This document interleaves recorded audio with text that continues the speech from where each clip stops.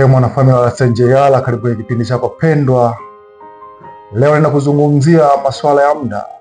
Kuna vijana wawili walikuwa wamevaa saa mikononi mwao, kila mmoja akiwa anamtapia mwenzake kuwa saa yake iko sawa.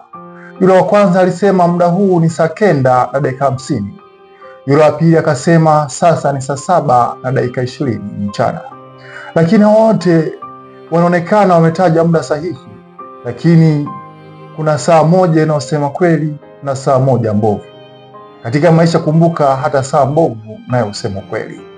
Ndugu zangu, ni wanafamilia wa Lasta Njeyala, katika haya maisha ya ulimwengu usiweze kumbeza mtu na kumwona kuwa yeye ni mwovu, lakini katika uovu wake kuna jambo moja linaweza kuwa ni kweli. Basi katika maisha yetu mimi na wewe tupo sawa, na kila mmoja mchukue mwenzake katika usawa, kwa maana katika mambo yote yanayofanya mwanadamu kuna moja ambalo ni la ukweli.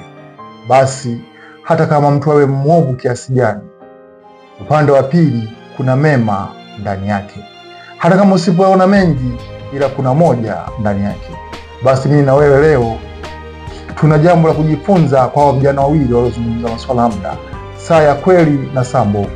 Na siku zote kila kitu kina ukweli ndani yake. Asanteni sana. Naitwa Lasta Njeyala, karibuni sana.